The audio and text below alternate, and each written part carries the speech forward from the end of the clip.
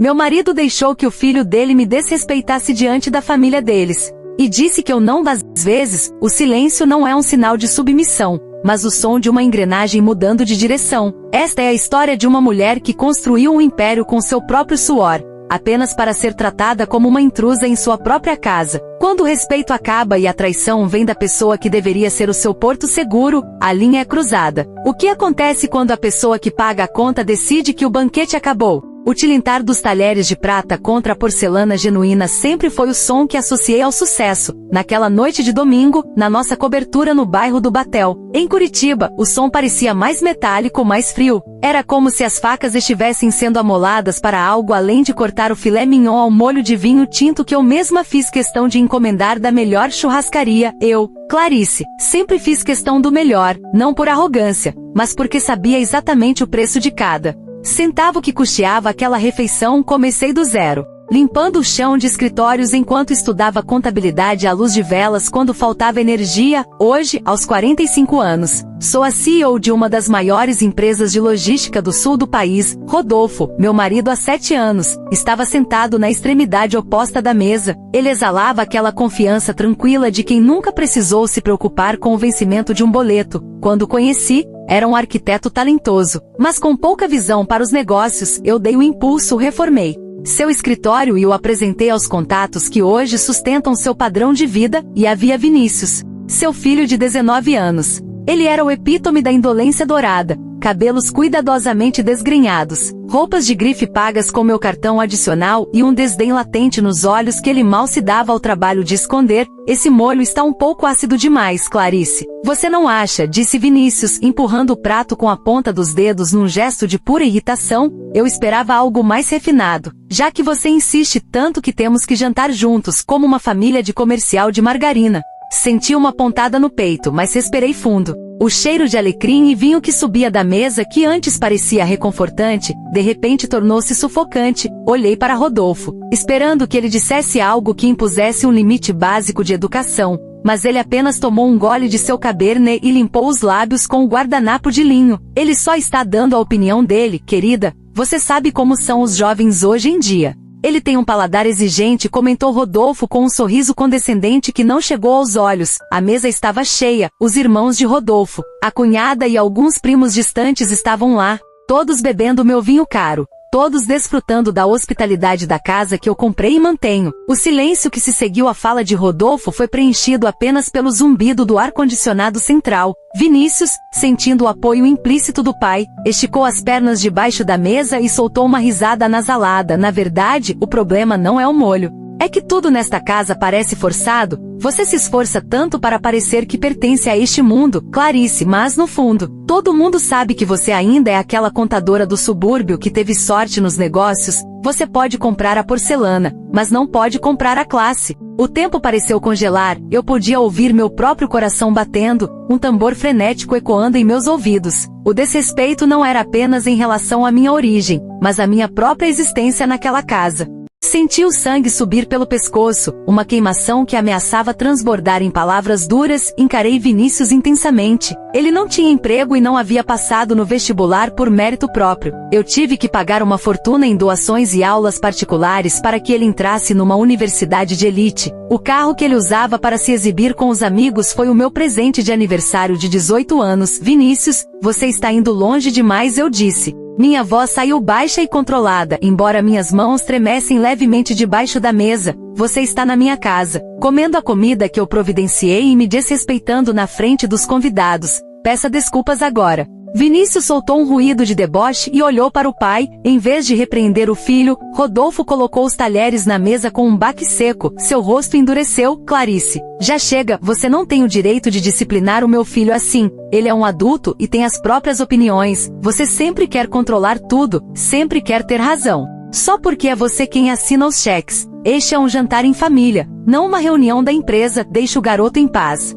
Aquelas palavras foram como um soco no estômago. Eu não tinha o direito? Fui eu quem pagou a faculdade de Direito do Vinícius, que ele mal frequentava? Fui eu quem cobriu a mesada de R$5.000 que ele gastava em festas e roupas? Eu? que pagava o plano de saúde de toda a família de Rodolfo, senti uma lágrima solitária e quente ameaçar cair, mas a engoli. O nó na minha garganta era tão amargo quanto o molho que Vinícius tanto criticou. Os convidados desviaram o olhar, constrangidos, mas ninguém disse uma palavra em minha defesa. Eles sabiam quem mandava ali, ou melhor, sabiam a quem queriam agradar. Rodolfo continuou comendo, agindo como se tivesse acabado de resolver uma pequena disputa infantil. Vinícius me deu um sorriso triunfante. O tipo de sorriso que um predador dá quando sabe que a presa está encurralada. Não respondi, não gritei, não joguei vinho na cara de ninguém, simplesmente me levantei devagar, sentindo o peso do tecido do meu vestido de seda. A sala parecia ter ficado 10 graus mais fria. Com licença, eu disse. A voz saindo mais firme do que eu esperava. Perdi o apetite, aproveitem o jantar. Caminhei em direção à suíte master, ouvindo o murmúrio das conversas recomeçando assim que fechei a porta de carvalho. No quarto, o silêncio era absoluto. Sentei-me na beira da cama, olhando para as minhas mãos. Mãos que trabalharam duro, que construíram um futuro para pessoas que agora cuspiam na minha cara. Rodolfo entrou no quarto cerca de 1 hora depois, cheirando a conhaque. Parecia irritado, não comigo, mas porque eu havia estragado o clima. Você foi muito infantil lá embaixo, Clarice. O Vinícius é só um garoto. Ele tem esse jeito explosivo, mas você não pode humilhá-lo na frente de todos. Ele é meu filho e eu decido como ele deve ser tratado. Você é a madrasta, coloque-se no seu lugar. E qual é o meu lugar, Rodolfo? Perguntei sem olhar para ele. Minha voz estava desprovida de qualquer emoção. Seu lugar é ao meu lado, me apoiando, e não tentando agir como se fosse dona dele só porque paga as contas. O dinheiro não te dá autoridade moral sobre a minha família. Amanhã você pede desculpas a ele e tudo volta ao normal. Vou dormir agora, tive um dia exaustivo. Ele se deitou, virou-se para o lado e em poucos minutos, a respiração pesada indicava que dormia profundamente. Continuei sentada no escuro. O dinheiro não dá autoridade moral, ele disse. Talvez não, mas o dinheiro dá autonomia, o dinheiro dá escolhas. E eu estava prestes a fazer as minhas. Esperei até passarem das 2 da manhã. Levantei-me silenciosamente e fui para o meu escritório. Abri o cofre, peguei os documentos que precisava e liguei o notebook. Meus dedos voaram pelo teclado. Eu era titular de todas as contas, a única responsável pelo contrato de aluguel do carro de Vinícius e a responsável direta pela matrícula dele na universidade. Com alguns cliques frios e calculados, comecei a desmontar a realidade confortável que eles acreditavam ser um direito divino. Cancelei o cartão de crédito adicional do Vinícius. Enviei um e-mail para a administração da universidade retirando formalmente os pagamentos futuros. Por fim, agendei um guincho para buscar o carro na garagem ao amanhecer. Tudo estava no meu nome. Quando terminei, uma calma gélida tomou conta de mim. Não sentia ódio, apenas uma clareza absoluta. Eles queriam que eu me colocasse no meu lugar. Pois bem, eu estava apenas retornando ao topo do meu próprio império, onde parasitas não são bem-vindos. Voltei para o quarto e olhei para Rodolfo. Amanhã seria o despertar mais barulhento da vida deles. Acordei antes do despertador, às 5:30 da manhã. Fui para a cozinha preparar um café expresso. Da janela da área de serviço, observei a rampa da garagem lá embaixo, exatamente às 6:15. As luzes de um guincho piscaram no portão. Em 10 minutos, a vaga estava vazia. O primeiro pilar do mundo de fantasia deles havia sido removido. Voltei para a mesa de jantar e sentei-me para beber meu café. Às 7 da manhã, o caos começou. Ouvi passos apressados no corredor. Vinícius apareceu na sala em pânico, segurando o celular. Clarice, você viu meu carro? A vaga está vazia. Algum ladrão invadiu o prédio? Gritou ele. Rodolfo apareceu logo atrás, amarrando o roupão de seda, confuso e irritado. O que está acontecendo aqui? O carro dele sumiu. Tomei um último gole de café. Senti-me estranhamente leve. O carro não foi roubado. Vinícius foi recolhido. Como o contrato de locação está em nome da minha empresa e decidi que o uso pessoal por terceiros não é mais do interesse da companhia, eu o devolvi. Falei num tom coloquial. O rosto de Rodolfo ficou vermelho. Você ficou louca? Você deu aquele carro para ele. É o meio de transporte dele para a faculdade. Eu não dei o carro, Rodolfo, eu cedi o uso. Há uma enorme diferença. E sobre a faculdade? Peguei meu tablet e mostrei o e-mail de confirmação. Cancelei a renovação da matrícula. O acesso dele às aulas está suspenso a partir de hoje. Vinícius jogou-se no sofá de couro. Em choque, Rodolfo explodiu. Isso é vingança por causa de uma discussão boba. Você não tem esse direito, Clarice. Eu ouvi você alto e claro ontem à noite, Rodolfo. Você disse que ele é um adulto com as próprias opiniões. Bem, se ele tem idade suficiente para me insultar na minha própria mesa, tem idade suficiente para pagar os próprios estudos e transporte. Rodolfo tentou mudar de tática, baixando a voz. Amor, vamos ter calma. O Vinícius foi um idiota. Ele vai pedir desculpas, mas não tire a faculdade dele. Eu não posso assumir isso agora. Meus investimentos estão presos. Eu sei exatamente quanto custa, Rodolfo, e não é um impulso, é uma decisão de negócios. Não invisto em ativos que depreciam a minha imagem. O cartão adicional do Vinícius está bloqueado e a nossa conta conjunta foi encerrada. Como o apartamento é meu, dou a vocês 30 dias para organizarem suas coisas. Vinícius levantou a cabeça, chorando. Você é um monstro, meu pai tinha razão. Você é fria, só liga para o dinheiro.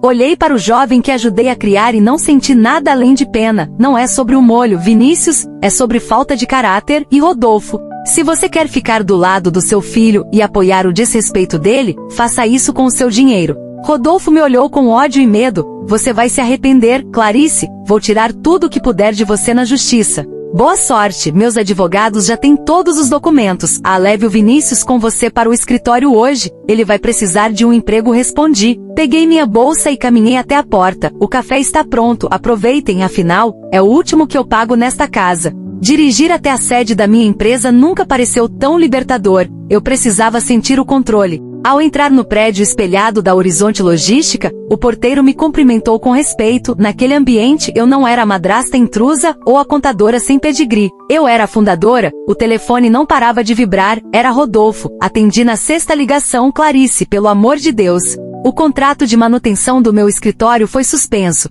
O Vinícius tentou usar o cartão no posto e foi recusado. Ele está preso lá, chorando de vergonha. Você tem noção do que está fazendo?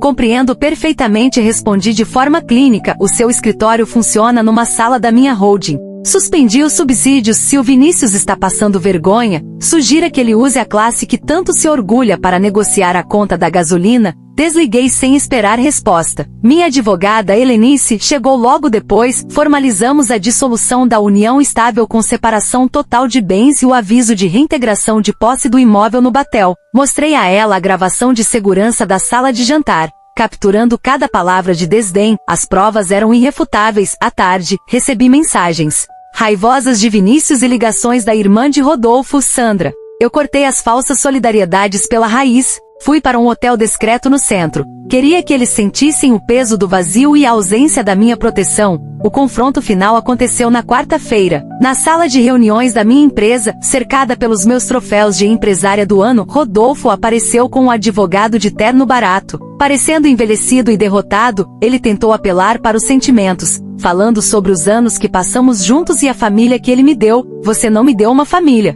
Rodolfo. Cortei. Você me deu um elenco de teatro que só atuava enquanto o cachê era alto. Helenice exibiu o vídeo do jantar. O advogado de Rodolfo murchou imediatamente, sabendo que perderia em qualquer tribunal. Dei a eles o prazo inegociável de 30 dias para desocuparem o apartamento e o escritório. Rodolfo saiu da sala diminuído, ciente de que sua armadura de luxo era feita de um dinheiro que não lhe pertencia. 6 meses se passaram. Soube que Vinícius precisou se matricular numa faculdade particular de terceira linha e paga as mensalidades com o estágio administrativo que Rodolfo implorou a um velho contato. Agora ele anda de ônibus pelas canaletas no horário de pico. Rodolfo fechou o escritório luxuoso e tenta recuperar os clientes num espaço minúsculo no centro. A família que ria na minha mesa desapareceu. Vendi a cobertura no batel. Comprei uma casa num condomínio fechado em Santa Felicidade, com um jardim imenso onde cultivo minhas hortênsias. Recebi um e-mail de Rodolfo pedindo perdão.